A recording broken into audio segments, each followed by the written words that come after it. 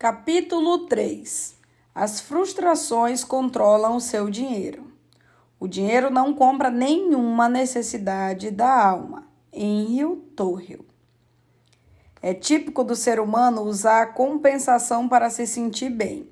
Ele pensa, já que a minha vida sentimental está uma droga, vou comer a melhor comida que eu puder pagar hoje. Ou, já que a minha vida profissional não melhora, vou gastar o pouco que me resta em uma viagem inusitada.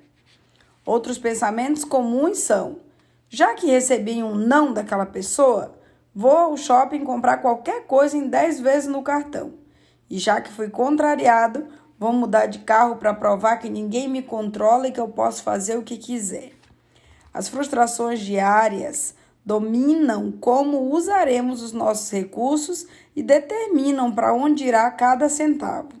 É impressionante como não percebemos a vida como ela é. Estamos sempre confundidos, enganando a nós mesmos. A síndrome do coitadismo se normalizou entre nós. Cada um acredita que o ser humano mais injustiçado, mais sem oportunidades e frustrado no universo. Na maioria das vezes, os ruídos emocionais estão ditando quem e o que somos.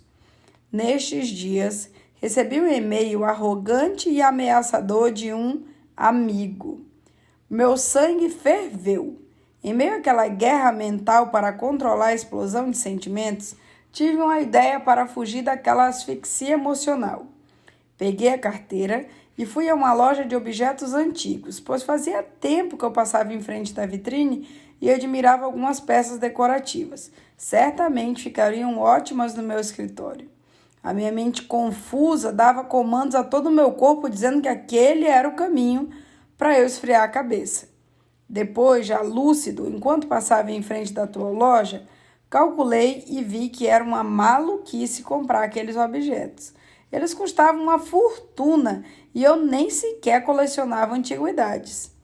Com as emoções à flor da pele, você é tomado pelo medo, pela insegurança e pela solidão. Se tiver dinheiro na carteira ou um cartão de crédito liberado, prepare-se, você vai tentar gastá-los. Eu tentei porque estava emocionalmente bêbado.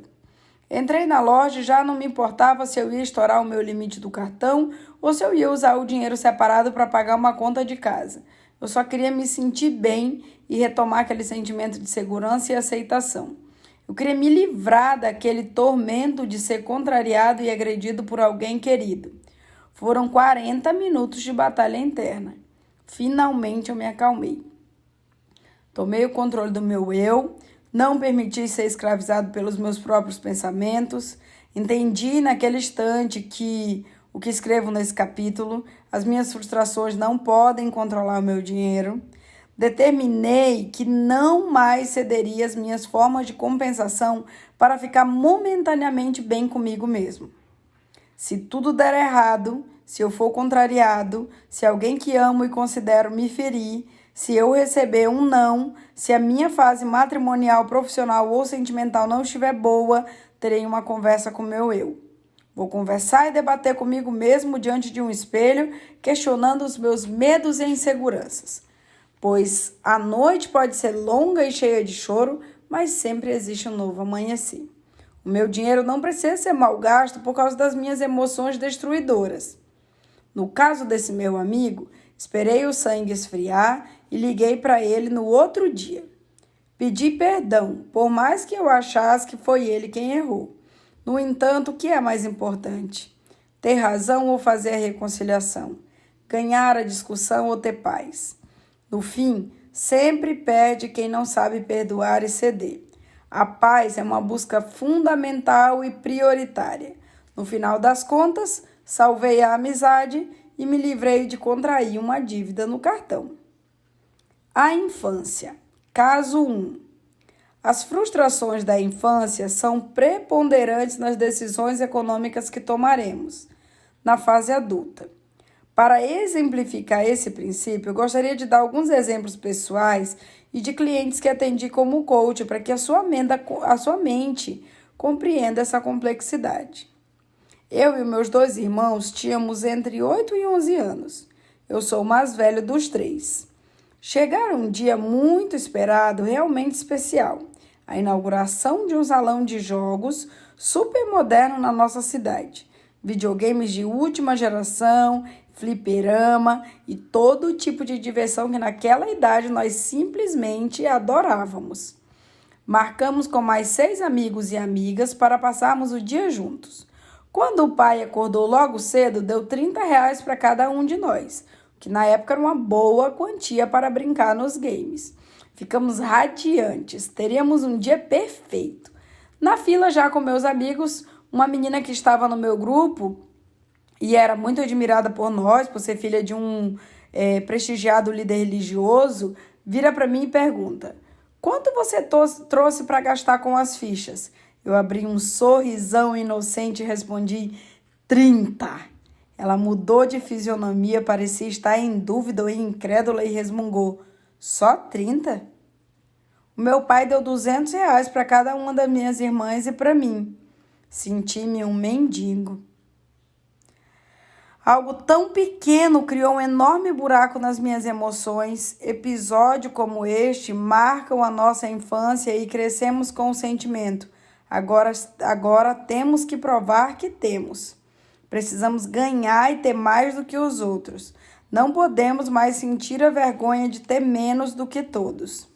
Eu, particularmente, decidi não ser vítima das frustrações. Com pouco ou muito dinheiro, decidi ser livre para ser feliz. Nem todos têm um guia espiritual, um mentor, um pai, um psicólogo para orientar e aconselhar em um momento de rejeição e dor. Nem todos conseguem força para lutar contra si mesmo e reeditar essas lembranças ruins. Por isso, sei da importância de ter uma bússola que o auxilia a encontrar o caminho da sanidade e do equilíbrio. Vamos em frente. Caso 2. Oswaldo é um riquíssimo empresário. Nunca ouvi repetir um par de sapatos. Todos os seus calçados tinham as marcas mais caras e famosas do mundo. Em todas as sessões que fazíamos, reparava como ele cruzava as pernas, de forma que o sapato ficasse bem à mostra. Não entendia por que um homem tão rico queria claramente mostrar a alguém a marca do sapato que estava usando. Até que em um dos nossos encontros perguntei: Oswaldo, como foi sua infância? Ele respondeu: muito boa. Os meus pais me ajudaram bastante, sabe? O meu velho era motorista de ônibus, a minha mãe costureira. Ainda assim, sempre lutaram para que eu tivesse oportunidades na vida, disse meu empresário. Mas insisti: de todos os seus desejos e sonhos da infância, qual você não podia realizar na época? Dos não realizados, quais machucaram seu coração? Os olhos dele lacrimejaram. Percebi que algo estava ali, bem escondido dentro do coração.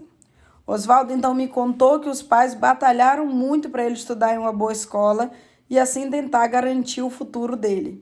Porém, nessa escola, todos usavam tênis da moda. Eu me lembrei do meu próprio caso, que relatei no capítulo 1 sobre o carro do meu pai.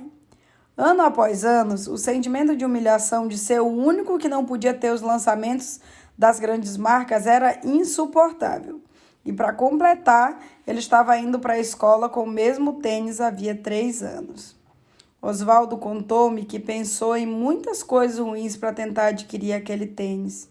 Para não sentir aquela vergonha estranguladora todos os dias no colégio, ele estava disposto a qualquer coisa, mas seguiu no caminho certo. Na adolescência, foi trabalhar como frentista em um posto de gasolina para juntar dinheiro e fazer uma faculdade. Formou-se em economia e se tornou um dos maiores consultores bancários da cidade. Ficou milionário. A partir daí, passou a colecionar os melhores tênis e sapatos que as lojas podem oferecer. Aquele sentimento os faz ter hoje em dia uns 200 pares de sapatos importados. Mesmo tendo tudo o que queria nos dias atuais, ainda era escravo de uma frustração do passado. Gastava muito para reparar uma dor de anos atrás. Trabalhei muito com ele sobre a importância de reconhecer onde estava o problema, pois só podemos mudar aquilo que identificamos e reconhecemos. Quando ele se deu conta de que aquele sentimento nutrido ao longo dos anos era destrutivo, resolveu se libertar. Foram horas, dias, meses trabalhando com Oswaldo. Mas estou orgulhoso. Hoje ele é muito mais rico por dentro do que por fora. Ele usa menos sapatos do que antes e doa mais. Atualmente está calçando crianças carentes e de orfanatos que jamais poderiam ter um tênis bom, muito menos o da moda. Ele usou a própria dor para nortear o seu destino. Quando eu fui à Índia em missão, ele foi um dos primeiros a doar para os orfanatos de lá. A nossa vida só tem um real valor se o nosso jeito de viver transforma a realidade dos que estão à nossa volta.